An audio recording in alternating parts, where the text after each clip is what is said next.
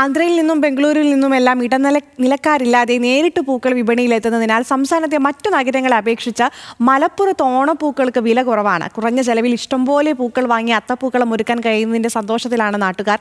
അതോടൊപ്പം കച്ചവടം പൊടിപൊടിക്കുന്നതിന്റെ ആവേശത്തിലാണ് വ്യാപാരികളും. മലപ്പുറത്ത് നിന്ന് ശാന്തകുമാർ വെള്ളാലത്ത് തയ്യാറാക്കിയ റിപ്പോർട്ട് കാണാം. ഓണത്തിന് പൂക്കളമില്ലാതെ ആ ഓണം പൂർത്തിയാവില്ല. 10 ദിവസം അത്തം മുതൽ 10 ദിവസം വീട്ടിൽ പൂക്കളം ഒരുക്കുക എന്നുള്ള ഏറ്റവും പ്രധാനപ്പെട്ടതാണ്. എല്ലാ വീടുകളിലും പൂക്കളം ഒരുക്കുക എന്നുള്ളത് തന്നെയാണ് ഇന്നത്തെ മലയാളികളുടെ ഏറ്റവും പ്രധാനപ്പെട്ട സവിശേഷതയും. അതിനകത്ത് ജാതി മതഭേദമില്ലാതെ എല്ലാവരും പൂക്കള മത്സരങ്ങളിലും പൂക്കളത്തിലും തയ്യാറാക്കുന്നതിലും എല്ലാം ഉണ്ട്. ഇപ്പോൾ മലപ്പുറത്താണുള്ളത്. മലപ്പുറത്തും പൂക്കളത്തിന് യാതൊരു കുറവുമില്ല. വലിയ തോതിൽ തന്നെയുള്ള പൂക്കൾ എല്ലാ ദിവസവും മലപ്പുറത്ത് എത്തുന്നു.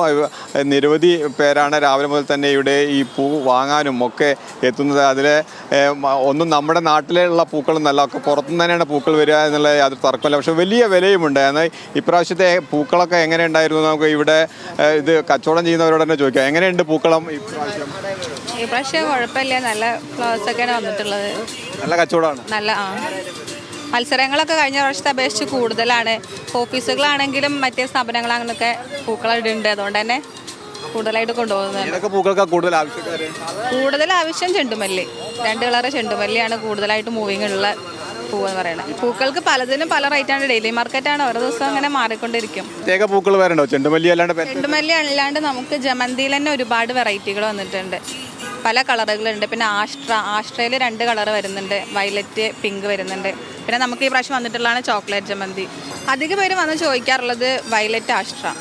ആ ഒരു കളർ കോമ്പിനേഷൻ, അവരുടെ ഡിസൈനിനനുസരിച്ച് കളർ കോമ്പിനേഷൻ അധികം പേര് വന്ന് ചോദിക്കുന്നത് വയലറ്റ്, ആസ്ട്ര ചോദിക്കാറുണ്ട്. പിന്നെ ഡിസൈൻ നമ്മുടെ അടുത്ത് കൊണ്ടുവരുമ്പോൾ നമ്മൾ അതിനുള്ള കളറുകൾ പ്രിഫർ ചെയ്യാറുണ്ട്. ഡിസൈൻ ഏതൊക്കെ കളറുകളാണ് കോമ്പിനേഷൻ ഉണ്ടാവുക അതിനനുസരിച്ച് അവരോട് പറഞ്ഞിട്ട് അവർ അതിന് പ്രകാരം എടുക്കാറുണ്ട്. മുല്ലപ്പൂവും ഈ ഓണത്തിനും വളരെ പ്രധാനപ്പെട്ടതാണ്. മുല്ലപ്പൂ കൊണ്ടുള്ള മാല, മുല്ലപ്പൂവിന് വലിയ വിലയുള്ള ഒരു സമയം കൂടിയാണ് ഇപ്പോൾ. ഈ മുല്ലപ്പൂവിന് എന്താ ഇപ്പോൾ വില? മുല്ലപ്പൂവിന് ഇന്നത്തെ റേറ്റ് 70 ഓരോ ദിവസം ഓരോ റേറ്റാണ് വരുന്നത്. ഡെയിലി മാർക്കറ്റ് ആയതുകൊണ്ട് മുല്ലപ്പൂ നമുക്ക് പലതരത്തിലെ വെറൈറ്റികൾ വരുന്നുണ്ട്. മുല്ലപ്പൂവും റോസ് പെറ്റൽസ് വരുന്നുണ്ട്. പിന്നെ അരളി മാത്രം വരുന്നുണ്ട്, അരളി തുളസി വരുന്നുണ്ട്, തെച്ചി തുളസി വരുന്നുണ്ട്. അങ്ങനെ പല രീതിയിൽ വരുന്നുണ്ട്. മുല്ലപ്പൂ മാലയിൽ വെറൈറ്റി? അതെ. മറ്റ് ഇലകളും പൂക്കളൊക്കെ അതിനകത്ത് വരുന്നുണ്ട്.